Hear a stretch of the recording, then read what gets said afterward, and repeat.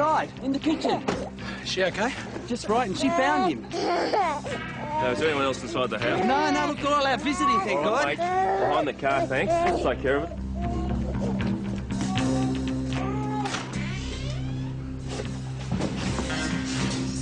Man, bastard set the place alight.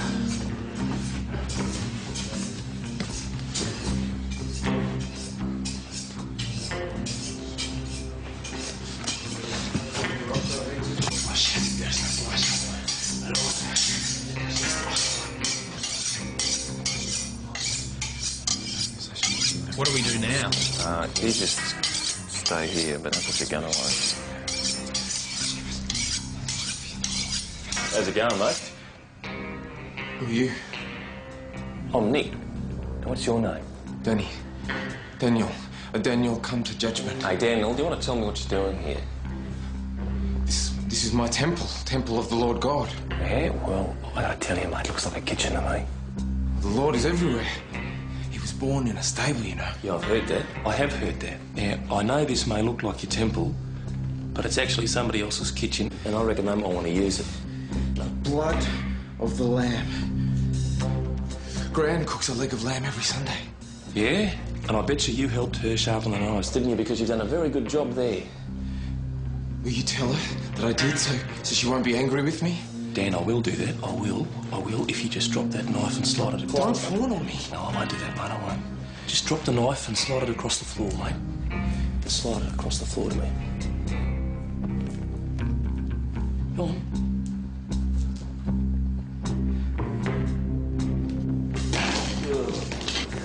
Well done, mate. Good. So, tell you what you should do, Dan. Put some clothes on. Come outside with me and my friend. You don't understand. I'm safe in here. If I leave this, they'll come. Who might they be, mate? The night things, they whisper in my ear. They tell me I'm a child of darkness. Darkness is everywhere. Darkness everywhere. What are that, eh? There's heaps of light out there, isn't there?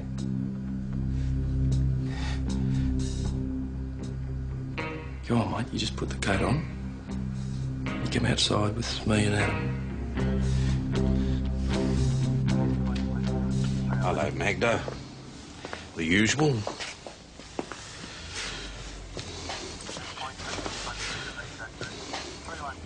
There you go.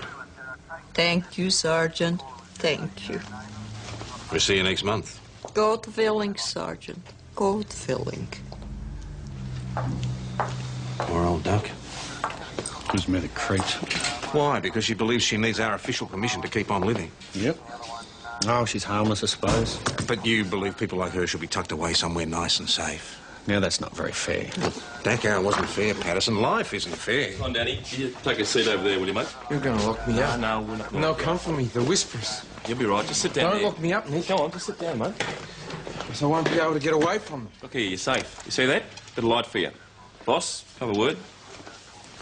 It's an armed intruder, I take it. Yeah. You got a name yet? There's Danny, or Daniel Locke. Locke. There used to be Locks in the district years ago. An old couple, they're probably dead now. Oh, he's going on about his granny's Sunday roast. Well, there might be a connection. Did you look in his bag? Yeah. Any ID? Well, there's nothing useful. He's got $40 in cash, a bus ticket from Adelaide and some personal stuff. That's about it. I was hoping for an early mark. Well, what are we going to do with him? I mean, you heard him. He's terrified of being locked up. That's not appropriate anyway. Well, there was no sign of forced entry at the Lucchini place. No, he just walked in through the door. He even brought his own candles. Don't worry, it's all on the incident report. All right, you run him over to the hospital and... Look at him. Look at him. Might be able to get him a 3-day committal. I'll try and find out where he's from. Somebody else's problem, eh? I'll let him know you're coming. Right. You'll be right, mate. Adam's in the bag. No.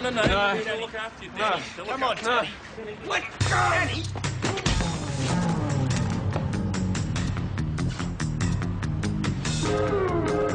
Fantastic.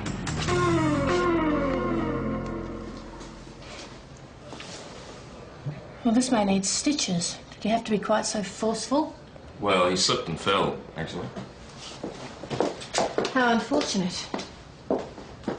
I understand Sergeant Croydon wants a 3-day committal. You think you have cause? Well, we believe him to be a danger to himself and to others, yes.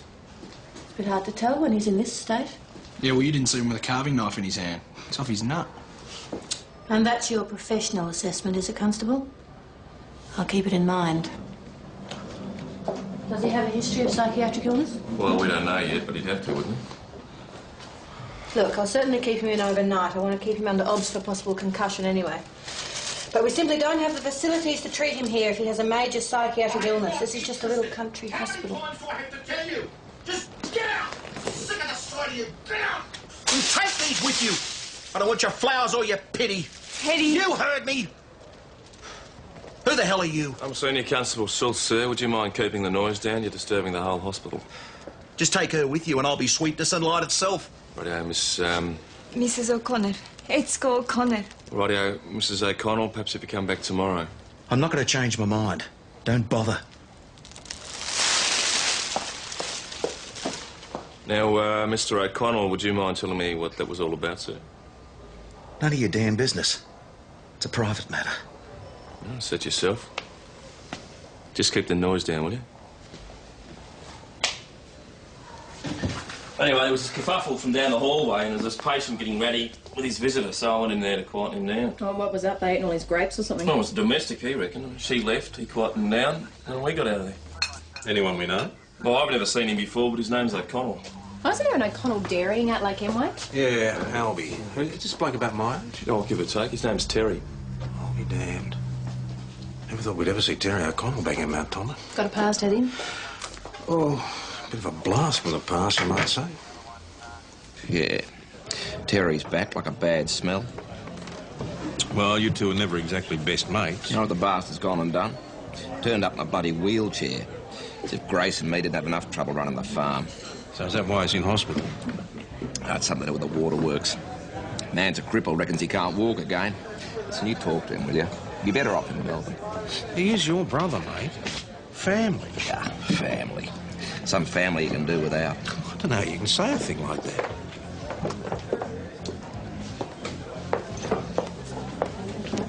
Hello. Hello, how are you? I think you came into my husband's room at the hospital. Yeah, that's right. Was he okay? Yeah, he was good. He was fine. Good. Thank you. That's... No, good on you. No, I won't tick you. Look, I'll just introduce you to the sergeant. Sergeant Croydon.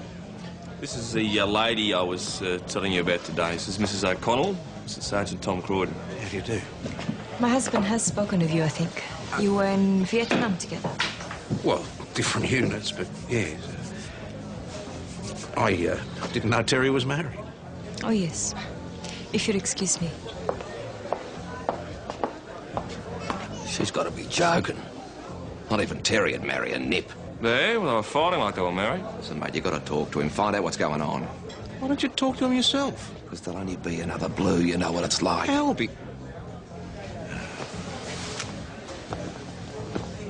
Poor bloody Albie. Too gutless to tell me to get stuffed. What's this I hear about you getting married? Forgotten what it's like to live in a small town? Mate, there's a lot more of you than there used to be. Thanks very much. Look, are you married or not? Legally, yeah, but it's finished. It's over. Not according to the lady. She'll find out soon enough. Hey, I wish I could offer you a drink. Well, never mind. When you get out, I'll buy you a beer down at the pub. Yeah, that could be a while. Why, what's wrong? Well, if I was a horse, you'd shoot me.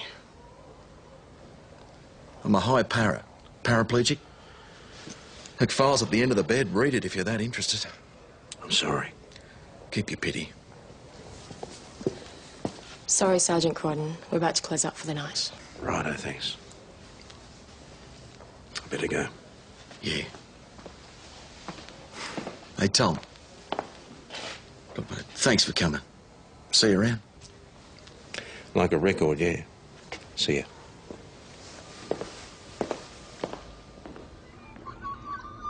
Mail here yet? Yep, it's already been sorted. Nothing else? No, you waiting on something? No, just a video. You go blind, mate. Not that sort of video. It's a history of the BSA. Yeah? Well, complete with biker chicks. Get your mind out of the gutter, PJ. My best work's in the gutter, Maggie. Yep, I know. Mount Thomas Police Constable Dole speaking. Yes, Mrs. Downing, can I help you? Yes, he is here, but he... look, what's it about? All right, then, we'll be down there straight away. Bye-bye. Oh, boss, trouble at the hospital, and I want us down there straight away. It's probably that nuffy with the kitchen knife gone berserk again. Blood and guts everywhere. He's dead. I saw him last night. He seemed in pretty good shape. Nevertheless, Natural cause? come and see for yourself. Don't worry, nobody's touched anything. The sheet was pulled up to his chin already. That's why nobody noticed anything on the early rounds. So, how? As you can see, a most unnatural death. Entry point there, just above the thyroid cartilage. That's the Adam's apple. That explains why there's so little blood. And this would give access to the brainstem if the knife was angled up and back properly. Death would be fairly quick. You'd need to know what you were doing, I guess. Yes, it suggests a good knowledge of cranial anatomy. Why wasn't he found sooner? Don't you do first rounds at 6 or so? The patient complained of pain and poor sleep. He asked for extra medication last night. I imagine the night staff decided to let him sleep in. That's a bit casual. This is a country hospital, not the Royal Melbourne. We're a bit more relaxed. Besides, Mr. O'Connell was, difficult. Let sleeping doggy lie. What about time of death? Well, I'd guess, it's only a guess, sometime between 10 and midnight. When was he last seen alive? When the nurse came to clear out the last visitors. Well, I understand you were with him. Yes. Have you, notified his family? No, I thought I'd wait to see if you'd prefer to do that. His admission form gives Albin Xavier O'Connell as next of kin. Yes, Albie. Well, we'll take care of that. I'll notify the coroner then. Any word on that young bloke our officers brought in yesterday? Daniel Locke? There's no ongoing problems from the head wound, but he's probably schizophrenic. Apparently he has a psychiatrist. We're trying to find out who that is. And in the meantime, I've started him on some medication. So you've committed him? There's no need. He's here of his own free will. Well, could you keep us informed as to his progress? We're going to need to interview him at some stage. Certainly, Sergeant.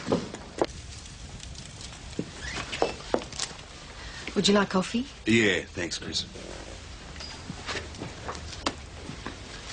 You wanted to see me. Yes, yes. I'm sorry, but some bad news for you. I understand you claim to be Terry O'Connell's wife. I am his wife. Well, I'm very sorry, but Terry O'Connell has died. How? How did he die? That's still to be established. But if you're married to him, why aren't you named as his next of kin? Terry left the Philippines without my knowledge. When he came here, he was very angry with me. He probably named his brother. Why was he angry? A personal matter. But, well, were you angry with him? I was his wife. It would not have been appropriate. I thought you might need this. That is very kind, but no. Hey, Tom, catch up with that brother of mine? You got a minute, Albie? I got some bad news. Yeah? Gonna be stuck with a bludger, am I? If he really married that nip, she gonna go after him. Dad'd be turning in his grave if he knew what was going on. Albie, he's dead. Terry's dead. What happened? We don't know for sure. Did he top himself? What makes you think he might have? Oh, he was talking about it. Asked me to help him. Well, what did you say to that? What do you reckon? The coward's way out. Wasn't worth risking a murder charge. What's going to happen to the farm? Mrs. O'Connell, what did your husband do for a living? He had retired. Yeah, but before that? He was a soldier. Well, was he popular, well-liked? We traveled a lot. One does not make many friends that way. Did he owe money? My husband was a wealthy man. He did not owe anyone anything. Mrs. O'Connell, the circumstances surrounding your husband's death are very suspicious now. Do you know if anyone might want to kill him? Benefit from his death? I would benefit, of course. And Terry's brother, Alban. Why is that? Their father left the family property to both brothers. Teddy left his share to Alban. How do you know that? I am the executor of my husband's estate. I have, of course, seen his will. But as forthcoming as a steel door. Well, she knows it's murder. Well, suspicious death, but she wasn't distressed or upset, nothing. You think she's involved? Up to her icy little heart and beyond. Homicide's here, boss. Detective Sergeant Nat Goff. Sorry. I got this flu that's going around. Thought you blokes travelled in pairs. Oh, they sometimes let us out without a keeper. You must be P.J. Hashem. I've heard about you. Oh, nothing good, I hope. My partner's wife's got chronic fatigue syndrome. He can't come near me when I'm ill, otherwise she picks up everything he takes home. It's a bit of bad luck. Yeah, isn't it? Look, I've sent the forensic boys straight over to the hospital. I want to get this one cleaned up as soon as possible. Well, we've secured the crime scene and started interviewing the hospital staff. Great. All right, let's get going. You can fill me in on the way. He says that he knows Dad. Why am I not surprised? So, Meade's an opportunity with medical and hospital staff. Yeah, but no motive. Not an obvious one, no. Anyway, I want to talk to, what's her name? The doctor. Zoe Hamilton. Right. Yeah, but she'd have no motive, though. Yeah, we'll have a little chat with her anyway. Pretty, is she? All right, O'Connell. What about his wife? She's a chilly little piece. Ooh, didn't warm to your charm, eh?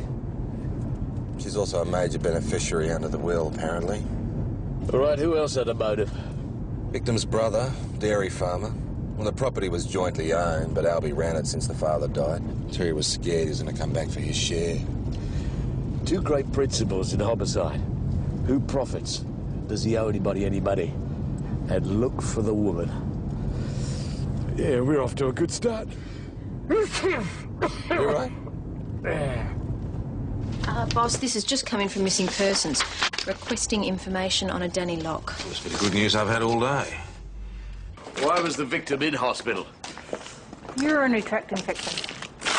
Not uncommon in paraplegia. Unfortunately, it's almost unavoidable when they have to self-catheterise so often. You see, the procedure involves the insertion of the catheter. Yeah, we get the picture, Doctor. Now, you said before that Mr. O'Connell was a difficult patient. Why is that? Expected the staff to be at his beck and call. Oh, he gave him a hard time if they didn't come running when he buzzed. Understandable in a paralysed man, surely. He must have been in a lot of pain. At the time of the initial trauma, possibly, but the wound had been healed for some months. What caused it? The gunshot wound to the thoracic spine, I understand. Dr. Hamilton, some information's just come through about Danny Locke. Sir, forensic are finished with the body, so you're more than welcome to take a look before it goes back to Melbourne for the autopsy. They're not hopeful of finding any useful physical evidence, though. Ah, terrific. Now I can speak to his psychiatrist and work out his proper medication levels. He's better today. He's calmer. Well, I have patients to attend to. Is that all? For the moment. All right, let's go and have a look at the body and then interview the nursing staff. Excuse me, sir. Constables Cooper and Patterson have already done that. They've gone back to the station to type up their reports for you. Always interview the witnesses yourself, lad. I'm sure your father would have taught you that.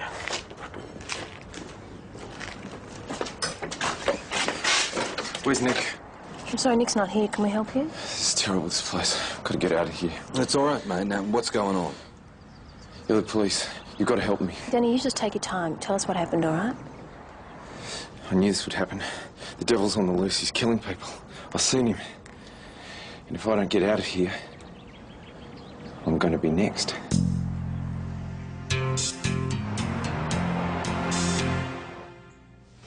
Danny, there's nobody here but us.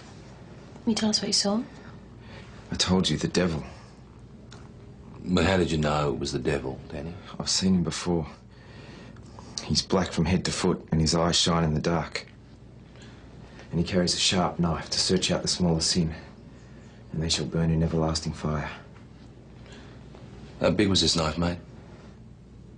It's quite small. For he shall search out the smallest sin, and the secrets of your heart shall be known to him. How long's this fruitcake been here? Constable Schultz brought him in late yesterday afternoon. He might have seen something. Da Vinci? Danny, what exactly did you see? I told you, the devil. For he can spy out the desires and the devices of the heart, even your heart.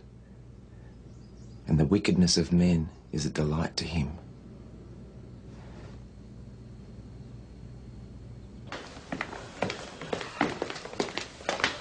I want to see the patient's records of the staff rosters for last night. Can you help me, love? I'm not sure I'm allowed to. Patient records are confidential. This is a murder investigation, sweetheart. If you just get me the files. Sir, I get the feeling that he's seen something. We just need to get it out of him. Yeah, well, if you can get anything out of him, I'll buy you a slab of beer. You're on. Didn't make peewees like that in my day. Really? She happens to be a bloody good officer, mate. I found Danny trying to hide these. How'd they get dirty, Danny? He went outside last night while everyone was asleep. Right, that's it. Let's get him down to the station and do this properly. Are you allowed to do that? He's a patient here. He's also a suspect in a murder case, and yes, we are allowed to do that. Can't you question him here? No, I'm sorry, I'm going to have to tape the interview. I want her to come too. I'm afraid that's not possible. I won't talk to you unless she comes. Is that all right with you, Doctor? No problem. Now, look, Daddy, nobody here is going to hurt you. And we're not going to let anybody else hurt you, all right? OK, now, last night, when everybody had gone to bed, did you go outside? Can you speak up for the tape, please, mate? Yes, I went outside. Why did you do that? Because the moon was shining through my window. She was so beautiful, I wanted to go outside and see her properly. How did you get outside? Through the big doors at the back. But they close automatically. How did you get back inside? That's easy. Bit of stiff cardboard in the lock. We used to do it all the time, one place I was at. Only place you can get out to get some fresh air. All right. Now, when you got back inside, did you see anybody? No. Did you visit the man who died last night? No. Danny, you told us you saw the devil. Now, was the devil in this man's room? No. I told you, he was outside. It was like a big black shadow following me. And I got scared and I came inside. You don't believe me. Do you believe me? I'm just here to listen, Danny. The man's as mad as a meat axe. He's schizophrenic. And he goes around threatening people with a kitchen knife. Gosh, that's not my understanding of the incident. The only person at risk from Danny is Danny himself. Yeah, well, I don't believe that. Well, then you're a pig ignorant bigot. And you should be home in bed instead of out infecting half the countryside. All right. Look, Doctor, how can we be sure that Danny's not violent considering the circumstances we found him in? Now, we know that he's a very bright young man. Yes, he's very intelligent, but he's schizophrenic, not psychopathic. If anything, his thinking is too disorganised for him to have planned anything as premeditated as this. Oh, you're the expert. Yes, I have studied schizophrenics, and I can assure you they are more likely to hurt themselves than other people.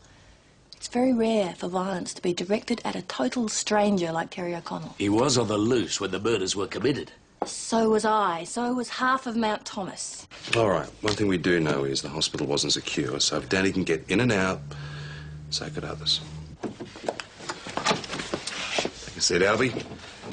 Detective Sergeant Goff, homicide. Homicide?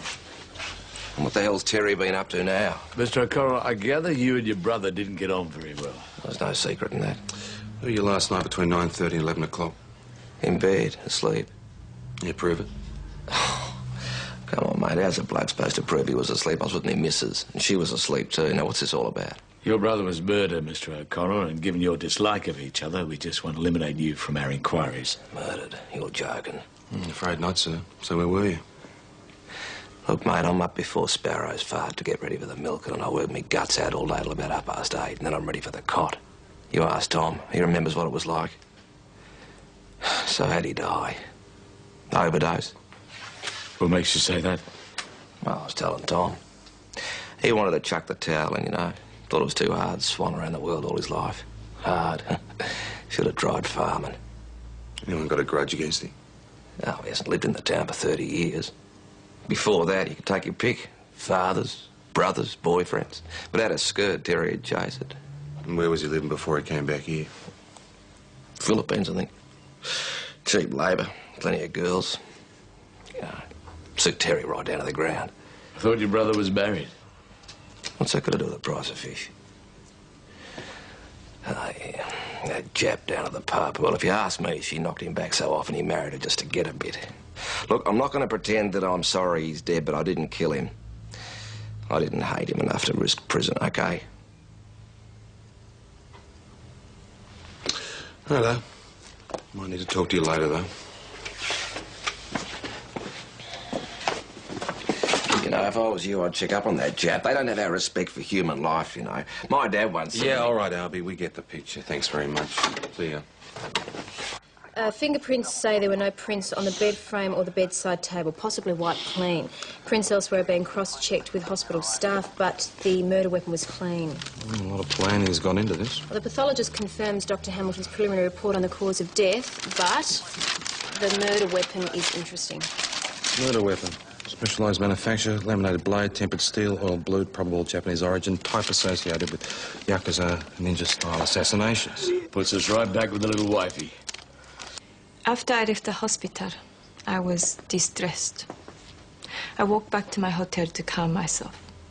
I went to my room, I changed for dinner, I came downstairs. You saw me, I think. Well, you made a point of talking to Senior Constable Schultz. Now, a suspicious man would say you were trying to establish your presence. It's your job to be suspicious. I wanted to thank him for his courtesy. Then I had dinner. At what time was that? I'm not sure. Probably about 8 o'clock. Mm-hmm. And then? I stayed in the hotel. Mount Thomas is very quiet after dark. So you weren't in the bar? No. I went to my room to get a book and sat in that little private lounge until quite late. The woman there will tell you. She brought me coffee and then some quite pleasant wine. So you didn't leave the pub? Where was there to go? I don't know. Maybe to the hospital. Kill your husband. What an absurd idea. I loved Teddy. I had no reason to kill him. You were having a very public argument with him the night he died, Mrs. O'Connell. He was angry with me, yes. And do you know why? Why don't you tell me? Because I refused to help him commit suicide. That's why he left me. You don't seriously expect us to believe that, do you? When you told me he was dead, I thought he had been able to bribe one of the hospital staff to give him drugs. He was very determined. He didn't die of an overdose, Mrs. O'Connell. However he died, I didn't kill him. Yeah, that's right. She had dinner in the pub and then spent the evening in the parlour. Well, she couldn't have slipped out without your notice. Well, I doubt it. The door was open. I told her she could close it, but she said she wanted the company. Yeah, almost as if she wanted to be seen, huh? Well, you're the detective, but if that's what she had in mind, it certainly worked. But Len was there. Ask him. He'll be back in the tick. He's just down checking out the key. Well, she's pretty thorough, I'll give her that. Do you want a beer? No, thanks, mate. There you go. All right. What time did she check in? Oh, about 3 o'clock yesterday afternoon. She asked for the best room. Then the bloke that drove her up took her upstairs. They had a drink together, and then he headed off. Yeah, well, hang on. Well, she doesn't seem like the type to socialise with a hired help, though. Yeah, I know what you mean. I think he was a friend, though. He was very concerned for her comfort. All right. Did you get a name? I don't eavesdrop on my customers' conversations. But, as it happens, he was a very good-looking bloke. Blonde, blue eyes. He's just, your type, in fact. Peter, but no, Dieter. She called him Dieter, but can't help you with the surname. Thanks. Dieter is an old friend of my husband's. Really? But, not of yours? I have only known him since my marriage 5 years ago. Well, if he's a friend of your husband's, Mrs. O'Connell, why is there no record of him visiting the hospital? Perhaps they had already said all they needed to say. What's his surname? Grunwald. Right, so this is Mr. Grunwald, accompanied you from the Philippines, hired a car, drove you up here from Tullamarine, and then just turns around and drives back. Yes. Any idea why he did this? He's a good friend. He thought I might need support. Are you lovers, Mrs. O'Connell?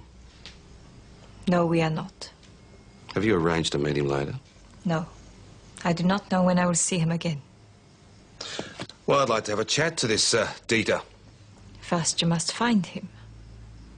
Now, I am very tired. I would like to go back to my hotel. No, all in good time. Now we'll need your flight details, your home address in the Philippines, and the car hire place he used. What's budget, boss? The car was returned yesterday morning. Apparently 24-hour hire. So the birds flown? Immigration records show a Dieter Grunwald entering the country but not leaving. What, a passport under another name? Maybe. Look, get ABCI to run a check on him. I'm sure the mysterious Mr. Grunwald's left his mark somewhere. It's already underway, mate. So who does that leave us? Albie? Frankly, I can't see it. Well, his motive's strong. He's been working his guts out on the farm. His big brother's been off living it up. Not giving him a brass razoo all these years and then turning up looking for a handout. Yeah, I spoke to his missus. His alibi's rock solid. Then there's the Ice Maiden. Well, you'd love it to be her, wouldn't you? Well, the problem there is that her alibi is Chris Riley and Len and anybody else who was in the pub that night. It's just too neat, you know? I mean, look, she always has an answer but doesn't tell you anything. Oh, they're inscrutable, these Orientals, aren't they, PJ? Yeah. Pretty hard to crack someone like that. A lot of crims, you know, they've got their pride. They like to brag, tell you how clever they are. You get them talking, you're on your way. Both Albie and Itsuko think it's suicide. Yeah, well, it's a bit hard to kill yourself with a stiletto in the throat, though. It's not impossible, though. Method of choice for samurai women in 16th century Japan. You see, slitting their guts open was considered unladylike, apparently. And a blade into the throat also made sure they wouldn't dishonour themselves by crying out. How do you know that? Oh, I read books. There were no prints on the knife. He couldn't have killed himself and then wiped the handle clean, could he? Then there's that nutter, Daddy Locke. I'm sure he's in the picture somewhere. So how'd you go with that babe last night, mate? She seemed pretty keen. It's the old Patterson charm, son. Works every time. Hello? Look who's on the loose.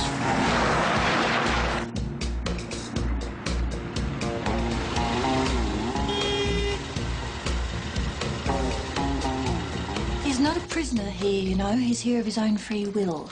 He wanted to go into town. There's no reason to stop him. Yeah, but I mean, he's, Mentally unstable? Oh, yeah. Tell me, Constable, haven't there ever been times in your life that you felt like you've lost the plot? Yes, I suppose. Well, multiply that about 100 times and you have some small idea what it's like for an untreated schizophrenic. They're also very susceptible to the effects of stress, like being picked up by the police for no reason. Point taken. So what, we can just leave him here with you? Yes, if he wants to stay. He's stable enough now to make his own choices. Right, tell me. Oh, excuse me, sir, am I keeping you up? Yeah, let me tell you something. I've got 6 months before I retire. Better blokes than you have given me a hard time. What do you got? Nothing. Grunwald came into the country on a 6-month visa. Now he's vanished. Yep. PJ, stuff coming through from ABCI and O'Connell. You're going to love this. Terence Joseph O'Connell, born Mount Thomas, Victoria, 5th of November 1947. All right, man. Just get on with it, After man. Terry left the army, he became a soldier for hire, working primarily in Asian countries. Well, including Japan? No, most recently in the Philippines. He did good business in illegal firearms, too. So, Terry never did stop fighting. Here we go. 5 years ago, he married Etsuko Sakaiwa, Japanese national, resident of Manila. Nothing more known until 8 months ago when he was injured in the line of duty. Copped a bullet in the spinal cord, leaving him paraplegic. There you go. As our friend Daniel might say, those who live by the sword die by the sword. Well, ABCI suggests that his murder may have been an assassination, particularly given the technique used. Yeah, it's courtesy of the missing Dieter Grunwald, I'll bet. Any mention of him in there? I'm a hitman in Mount Thomas, a bit rich for my blood. This is just a quiet little country town. Yeah, where old mercenaries come to die. Look, they've got to do it somewhere. What about Danny's devil in black? The shadow that he said followed him from the hospital. Now, what's to say he actually didn't see something? Poor bloke doesn't know what day it is. Ninjas, mate. Break it. Ninjas. Could we be Ninjas. serious about this, Get that please? forensic report, will you? The bit about the assassination weapon. Ninjas. Associated with Yakuza. Yakuza and ninja-type assassination. You see ninjas run around, they're all dressed in black from head to toe, only their eyes showing. That could be young Daniel's devil. Ninjas. Oh, Ted Faulkner is going to love this. He'll transfer me to a nice, quiet little posting somewhere out in the middle of the great sandy desert. All right, looks like we've got two possible scenarios. Number one, Grindelwald's been hired by a person or persons unknown to kill Mr. O'Connell. And given O'Connell's history, that's quite possible. For revenge, shut him up. Second, Mrs. O'Connell's decided she doesn't want to be married to a paraplegic, so she's enlisted Mr. Grunwald to do it. And I think she could be quite persuasive. Also explains why she's been so tight-lipped. She's got an alibi, but Loverboy needs to get clear. There's also the little matter of conspiracy to commit murder. Well, knowing and proving are two different matters. Yeah, can't see her breaking down and confessing. Let's get her in. Just her out. We picked up Dieter Grunwald, Mrs. O'Connell. He's told us everything. Everything? I don't understand. What is there to tell? Stop playing games, Mrs. O'Connell. He's dumped you right in it. Right in what? You arranged for Dieter Grunwald to kill your husband. You've been lovers for months. That's simply not true. He's admitted it.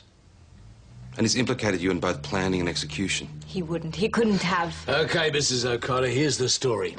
You meet Terry, you fall in love, hearts and flowers. Age is no problem when two hearts beat as one, right? But then suddenly, he's no longer the older, dashing man.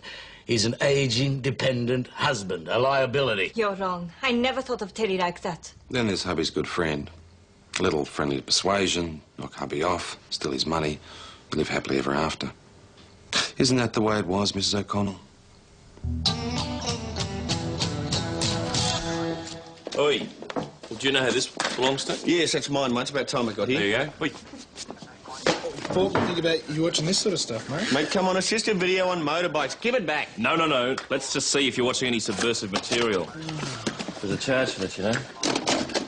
The old toast on.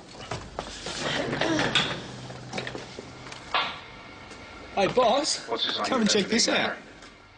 Forgotten what it's like living in a small town. Mate, there's a lot more of you than there used to be. Thank you. You're married, aren't you? Well, legally, yeah. But it's finished, so... G'day, Tom. Finally got to be a star, eh? You almost caught me, too. I was just about to spill my guts when you came in. You're a smart bloke, Tom. You should have worked out how and who by now. Let me tell you about the why. See, Dieter and I had an agreement. If either one of us is hit and helpless, the other one is bound to help him out. I left the Philippines and I came back here. I knew Esco would contact Dieter. He'd know what to do. But Esco put a spanner in the works when she showed up. She tells me Dieter's here. So I know it'll all be over tonight. But I'll make sure Dieter gets this tape because I don't want Esco to take any blame for what's happened. Yeah. You'll probably think I'm selfish, Tom, but after the things I've done and seen, I can't live like this. I wanted to come home, where my family's lived, be buried on my father's land. I want you to tell Esco there's a letter for her at my solicitors. It'll explain everything. And tell her that I love her, Tom. I might not have always showed it, but I really did love her. This is the way warriors choose to die. We have a choice.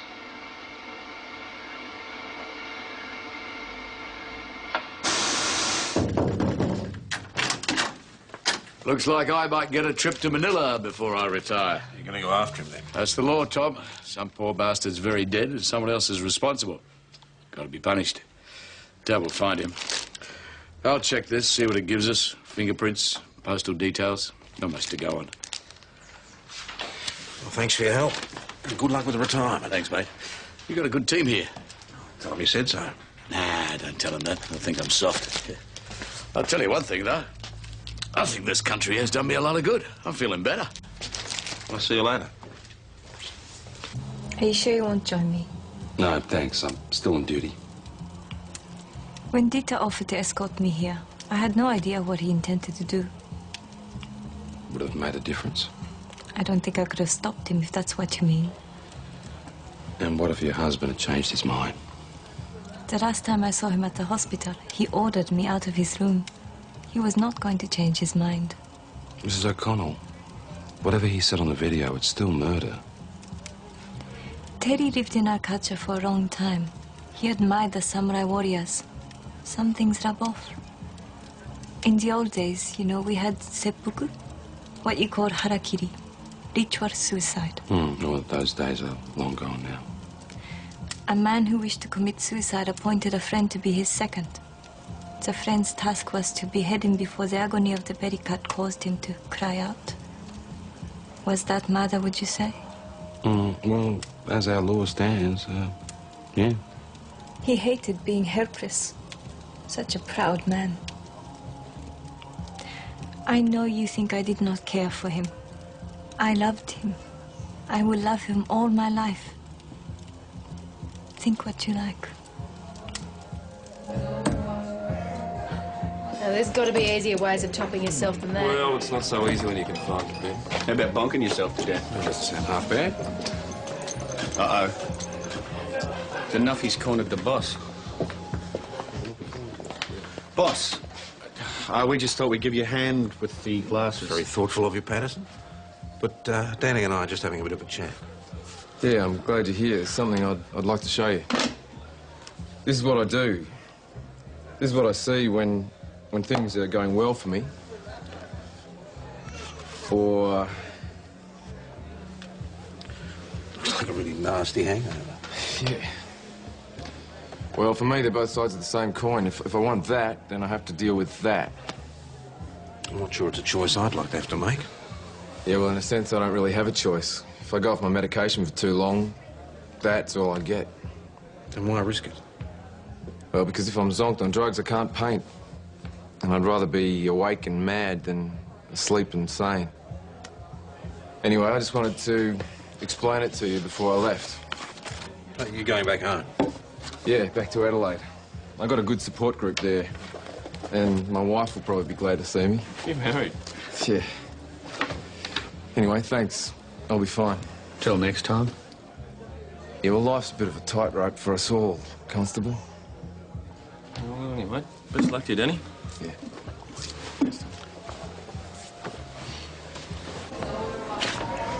Here we go. Go time.